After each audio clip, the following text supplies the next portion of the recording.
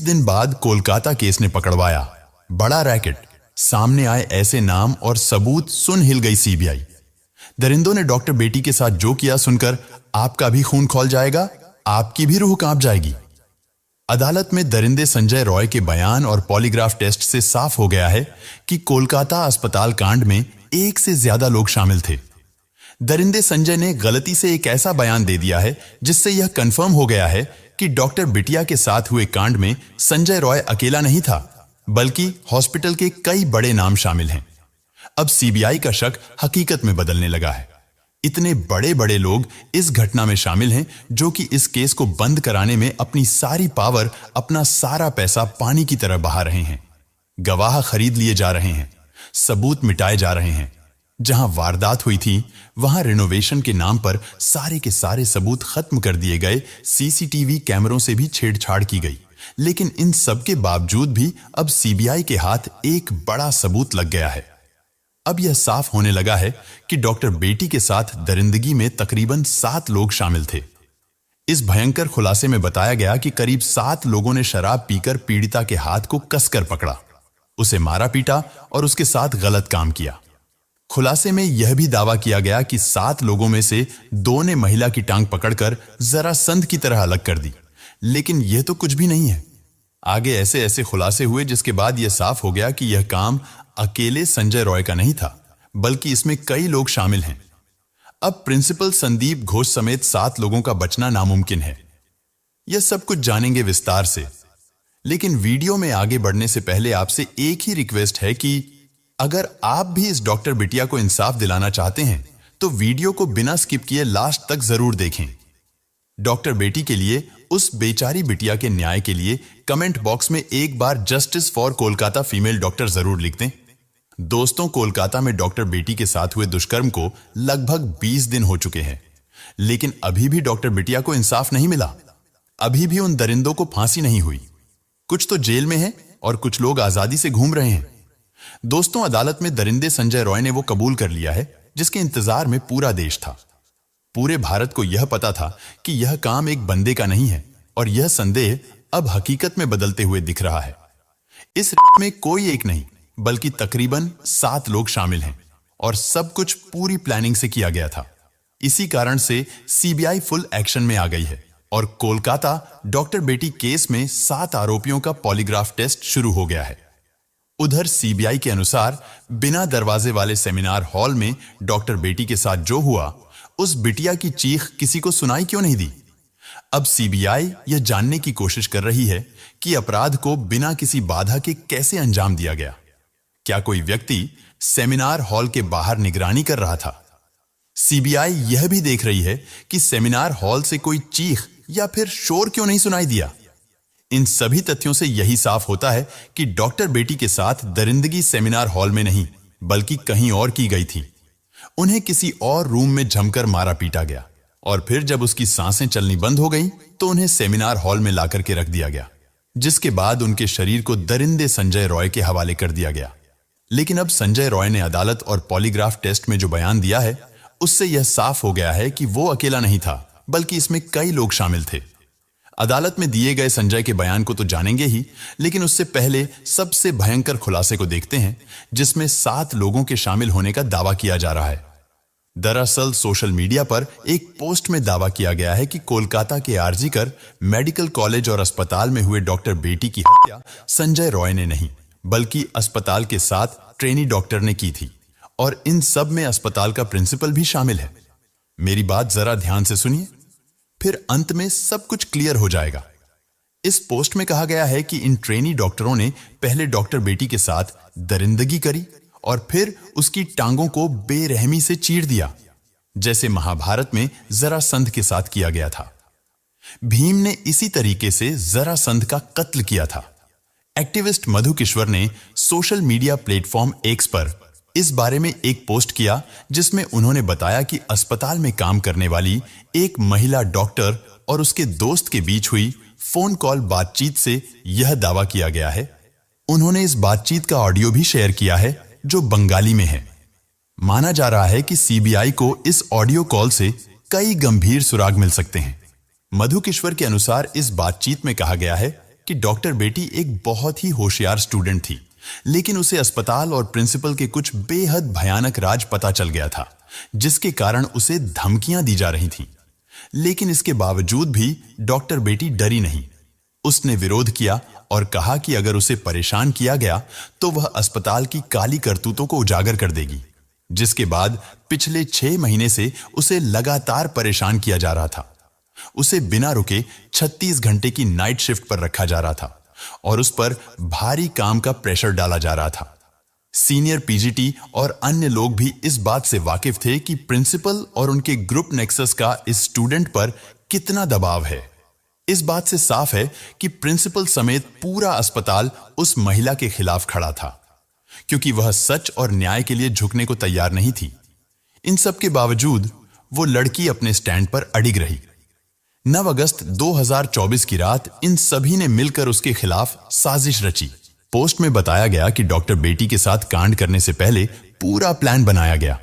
यह अब तक का सबसे खौफनाक खुलासा है और सीबीआई इसी के आधार पर जांच आगे बढ़ा रही है। बातचीत में यह भी बताया गया कि पहले कई पीजीटी और सीनियर डॉक्टर सेमिनार रूम में आराम करते थे, लेकिन उस रात पीड़िता को अकेले वहां सोने के लिए कहा गया। कुछ स्टूडेंट्स ने अफवाह फैला दी कि कमरा निर्माण अधीन है और वहां कोई ना जा सके, जिसके बाद में सेमिनार हॉल में कोई भी नहीं गया।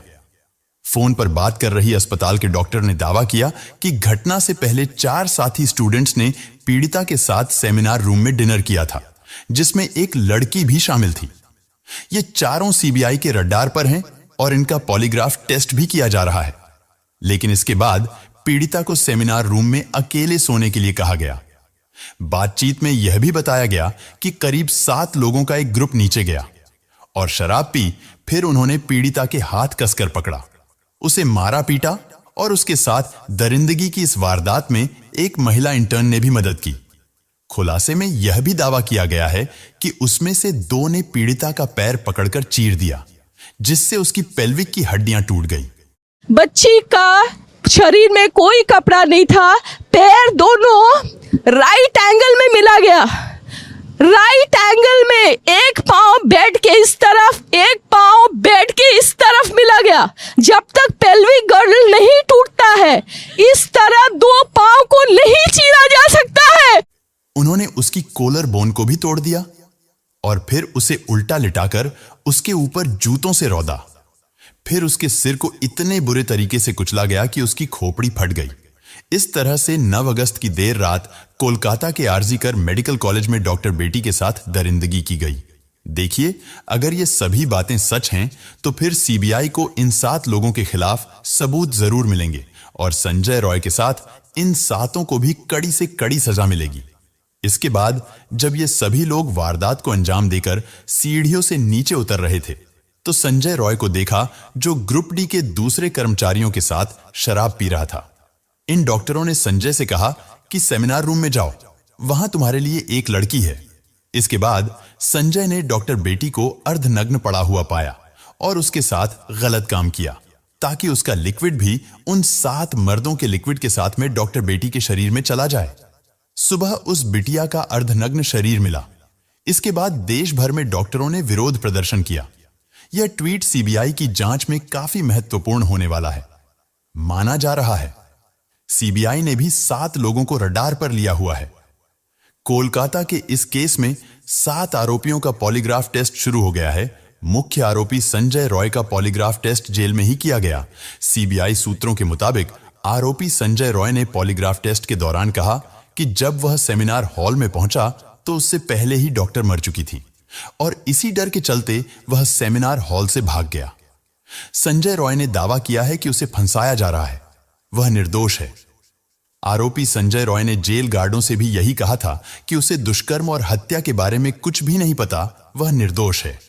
इसके अलावा सीबीआई ने आरजी कर मेडिकल कॉलेज के प्रिंसिपल संदीप घोष और 4 डॉक्टर जो वारदात की रात पीड़िता के साथ थे और एक वॉलंटियर से भी पूछताछ की जा रही है। इन सभी का पॉलीग्राफ टेस्ट सीबीआई के कोलकाता ऑफिस में हो रहा है। 9 अगस्त की रात इन डॉक्टरों में से कुछ ने पीड़िता के साथ डिनर किया था। फिलहाल सीबीआई इन सभी से गहराई से पूछताछ कर रही है, लेकिन अदालत में आरोपी संजय ने एक बयान देकर सभी को हैरान कर दिया है। दरअसल 23 अगस्त को कोलकाता की सियालदह कोर्ट ने संजय रॉय को 14 दिन की न्यायिक हिरासत में भेजा। इसी सुनवाई के दौरान संजय पॉलीग्राफ टेस्ट के लिए भी तैयार हुआ। मैजिस्ट्रेट ने संजय से पूछा कि वो पॉलीग्राफ टेस्ट के लिए क्यों तैयार हुआ। इसे लेकर संजय ने कहा, पॉलीग्राफ टेस्ट से साबित होगा कि मैं निर्दोष हूं, मुझे फंसाया जा रहा है। संजय के इस बयान ने बवाल खड़ा कर दिया है, क्योंकि वह खुद को निर्दोष बता रहा है। इसका मतलब साफ है कि इस कांड में कई लोग शामिल हैं। इसी कारण सीबीआई फुल एक्शन मोड में आ चुकी है।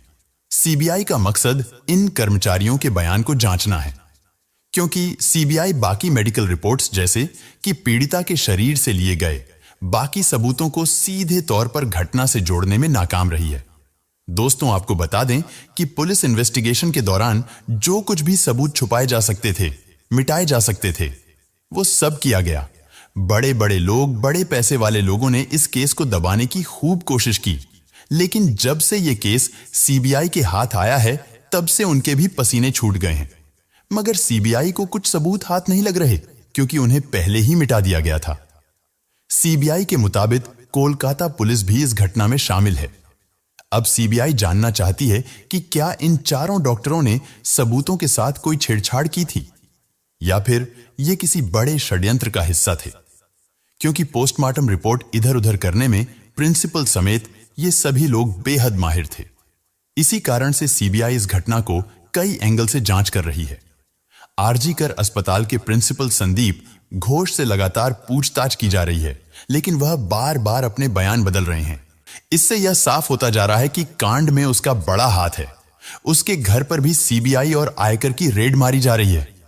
लेकिन सवाल यही निकल कर आता है कि कौन है इस पूरे केस के पीछे जो इन सबको बचा रहा है? कौन है वो पावरफुल लोग जिनका नाम सामने नहीं आ रहा है और वह अंदर ही अंदर इन सबको बचा रहे हैं? इस केस में सीसीटीवी फुटेज की गहराई से जांच की जा रही है। अस्पताल के सेमिनार हॉल के दरवाजे की सिटकनी कुछ दिनों से टूटी हुई थी और यह बात सबको पता थी। इसी कारण जब डॉक्टर रात 2 बजे से 3 बजे के बीच में सेमिनार हॉल में गई तो दरवाजा बंद नहीं कर पाई। लेकिन फिर भी किसी को कुछ पता नहीं चला कि अंदर क्या चल रहा है, या फिर सबने सब कुछ जानते हुए भी आंखें बंद कर ली। सीबीआई यह भी जानना चाहती है कि सेमिनार हॉल से कोई चीख क्यों नहीं आई, जबकि सेमिनार हॉल साउंड प्रूफ भी नहीं है। आपको बता दें कि आरजीकर अस्पताल में अश्लीलता का धंधा चलने का आरोप लगा है। कभी ड्रग रैकेट तो कभी अश्लील काम किए जाने जैसे गंभीर आरोप लगे हैं। अब सवाल यही उठता है कि क्या महिला डॉक्टर को यह सब पता चल गया था? क्या वह अस्पताल के इन काले कारनामों का पर्दाफाश करने वाली थी, इसीलिए उसे मार दिया गया? शनिवार को सीबीआई ने आरजीकर मेडिकल कॉलेज में कथित वित्तीय अनियमितताओं की जांच शुरू की। वहीं अदालत ने सीबीआई को 3 सप्ताह के भीतर इस जांच की प्रगति रिपोर्ट पेश करने का निर्देश दिया है। लेकिन अब सवाल यह है कि इस घटना का मुख्य आरोपी संजय रॉय नहीं तो कौन है? क्या इस पूरी घटना में आरजीकर अस्पताल के प्रिंसिपल संदीप घोष का हाथ है? क्या सीबीआई असली कातिल को ढूंढ पाएगी, या फिर यह मामला भी मोटी फाइलों के नीचे दब जाएगा? दोस्तों, इस घटना को सुनाने का उद्देश्य किसी का दिल दुखाना नहीं है, किसी को परेशान करना नहीं, बल्कि आपको जागरूक करना है, आपको सचेत करना है। दोस्तों, इस घटना के बारे में आपकी क्या राय है? आप इस घटना का मुख्य आरोपी किसे मानते हैं? कमेंट बॉक्स में जरूर बताएं, और अगर हमारी मेहनत पसंद आई हो तो इस वीडियो को लाइक करते हुए शेयर भी करें। अगर आपने अब तक चैनल को सब्सक्राइब नहीं किया है तो हमारे चैनल को सब्सक्राइब करके बेल नोटिफिकेशन को जरूर दबाएं। धन्यवाद।